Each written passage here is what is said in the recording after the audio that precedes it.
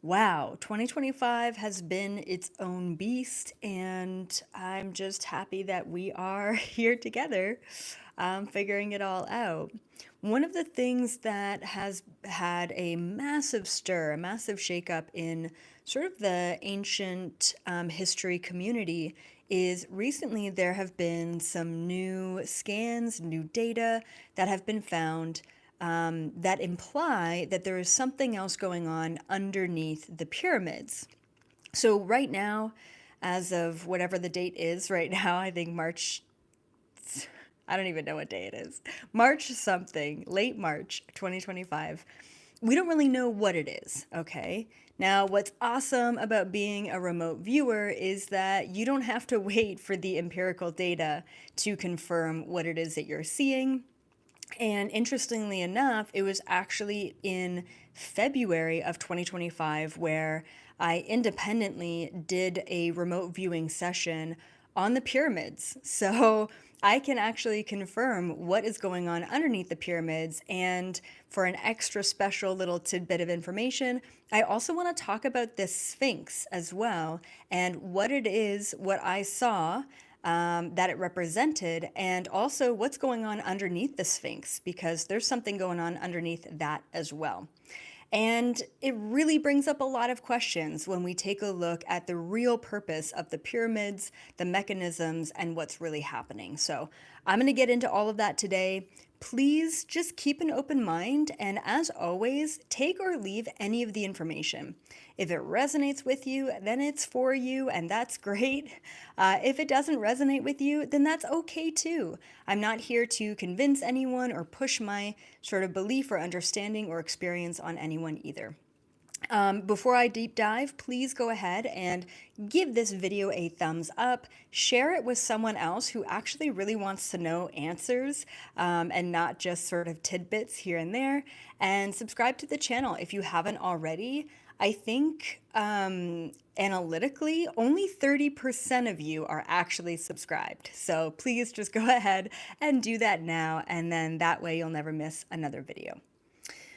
Okay, so turns out I ended up just kind of on a whim remote viewing the pyramids in the February 11th Galactic Federation Summit. And typically, like, I'll go remote view the Galactic Federation ship and then ask them questions. And so I asked the question about, what was the purpose of the Great Pyramids? And instead of going to the Galactic Federation ship, I ended up seeing myself right there standing in front of the pyramids and doing my own remote viewing, which was fascinating. So in order to get all of that information or to see me remote view it live, you can actually go check out that video right now. It would be the season 2025 episode 2 of the Galactic Federation Summit. I just thought that was kind of synchronistic timing with all of this information coming out. So I want to mention the first thing, like, what is the main purpose of the pyramids? Why were they built? Maybe you know this already, but they definitely were not some sort of giant tombstone. That is so far from the truth. Here's what I saw. What I saw is that inside the pyramid structure, there are essentially what it looked like was like batteries that were able to hold electromagnetic frequency. And the whole purpose of the pyramids in general was to generate electromagnetic frequency or to generate energy. Essentially, the pyramids, from what I saw, were a giant free energy technology device. And not only would they generate electricity, but they would then store and hold that electricity inside of them, which is pretty wild. So then you kind of have to ask the question, why were the pyramids, first of all, generating free energy technology and then storing that technology? I mean, we're talking about a long time ago. So what was really going on? It hasn't really been, I guess, proven or studied. But from what I saw, electricity was something that was used back then, not just by the people who were sort of in a hierarchy position, but also by everyone back in ancient Egypt, which is really interesting. But the main purpose of the pyramids was to generate enough electromagnetic frequency to charge up spacecraft. Like I said, it's pretty wild, so take it or leave it.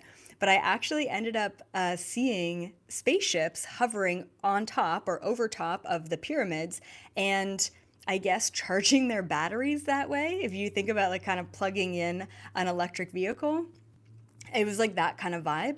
And then also, what the pyramids were able to do as well was sort of act as like a portal or a stargate. And spacecraft or spaceships were able to kind of like travel or teleport. And it was right on top of the pyramids, is what I saw. They were able to kind of hover over top of them and then utilize that built up electromagnetic frequency to essentially teleport or bend space and time, or however they did that, to pop in and out of different locations. It was kind of like it acted as like a charging port, and then it also acted as a doorway of sorts, which is really fascinating. Now, when you take a look underneath the pyramids, absolutely, there is a very deep structure. Like it almost looked like it was either just as deep or actually deeper than the height of the pyramid itself. So it does go quite deep. And what I saw anyway were, how do I put this? Columns, okay? And what happened was these columns would end up filling with water, and the push and the pull of the water or the movement of the water is what actually ended up generating a lot of the electricity. And then the pyramid itself would hold or store that electricity. So it was basically the beneath the pyramid was the main device that was generating the electricity. Like I said, take it or leave it. And then what else did I see? Let me just check out my notes. Charging device for spacecraft and a portal. Oh yeah, okay, cool. And then there was another part of this too, which is fascinating. So when I was taking a look at the Great Pyramids, there were also these like obelisks, I guess is what I think that's the name of them. They look like giant pillars and then they have pointed tips to them. So I didn't really plan on observing them, but essentially they're connected and they acted as like satellite devices or antenna or even like amplifiers of the electromagnetic frequency that the pyramids were generating. So the obelisks would kind of like a 5G tower would pick up on that frequency and then sort of expand the bandwidth of it. I just want to see, yeah, like the obelisks would act as satellites or transmitters for the energy. I don't, Oh yeah, okay. So yeah, so most of it was about sort of the free energy technology. And then at a more spiritual side, I did see that there were like certain priests or I guess spiritual people who were granted access to do work inside the pyramid. And if you can just imagine being surrounded by an intense amount of electromagnetic frequency, that allowed someone to easily get outside of their body, easily travel through dimensions, easily talk to extraterrestrials, even though at the time there were extraterrestrials who were walking around. And so it was also acted as like sort of an amplifier or a gateway for spiritual practices as well. Of course, that wasn't the main purpose, but it was used in that sense as well.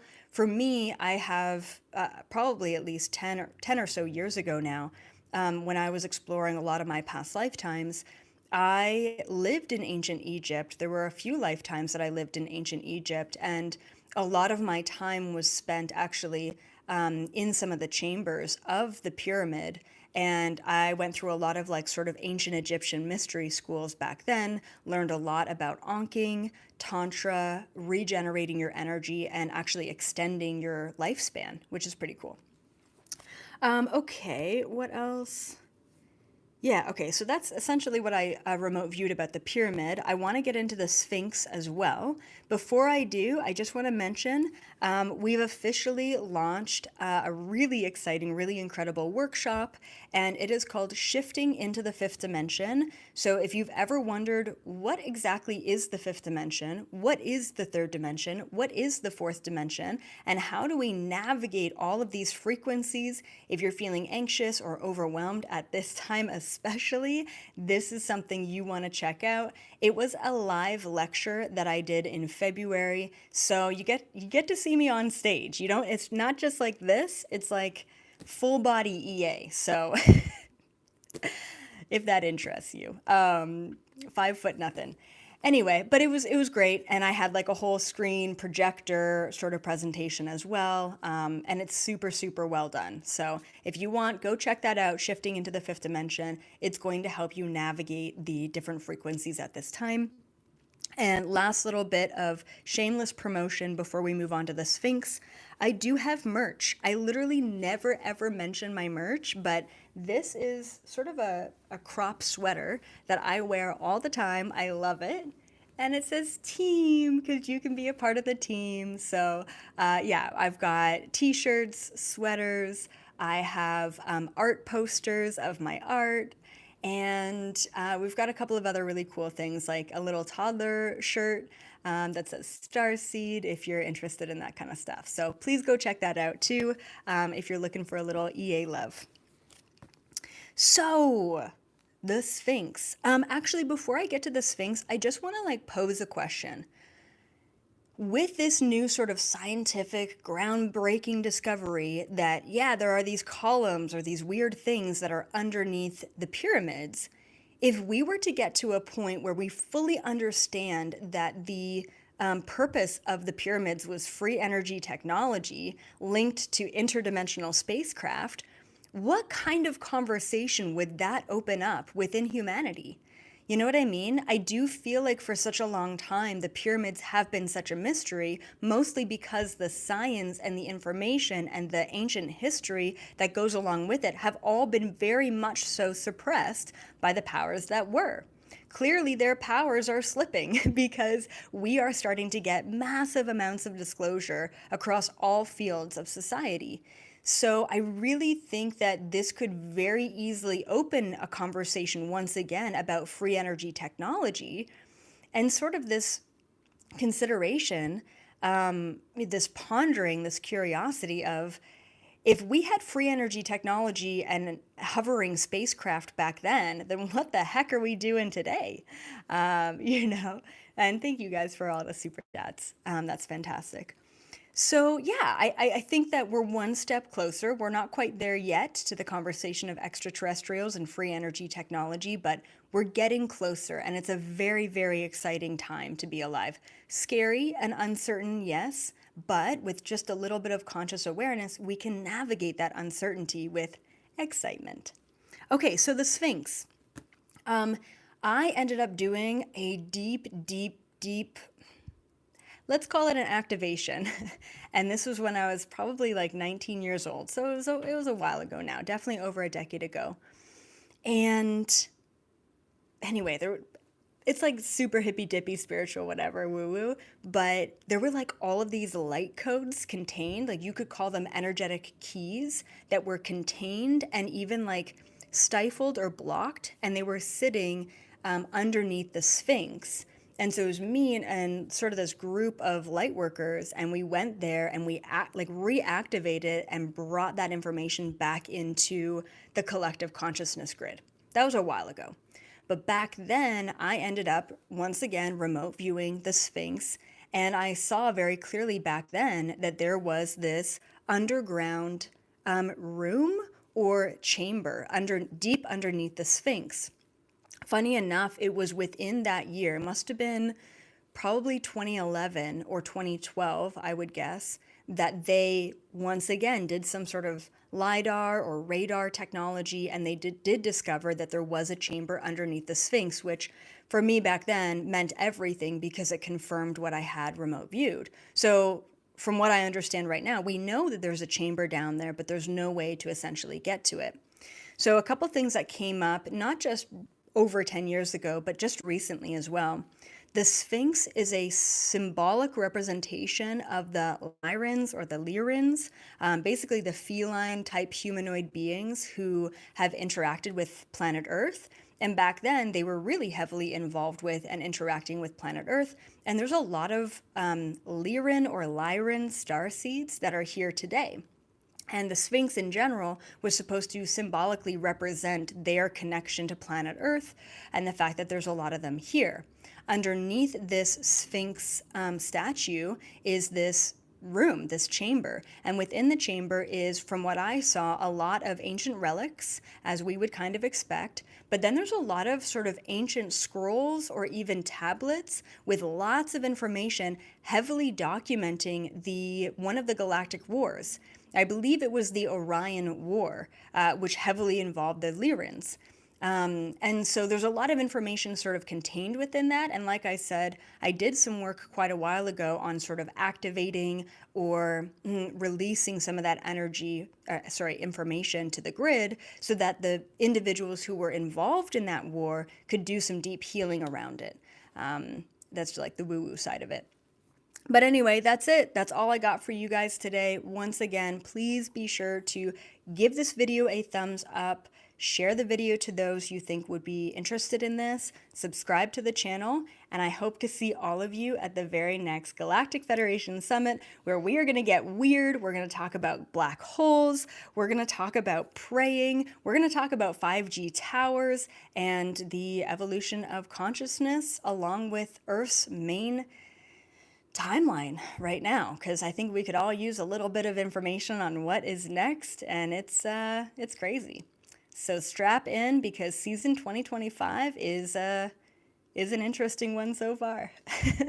All right, guys, I seriously love you so much. Keep up the good work. Question everything. You are exactly where you need to be. Bye for now.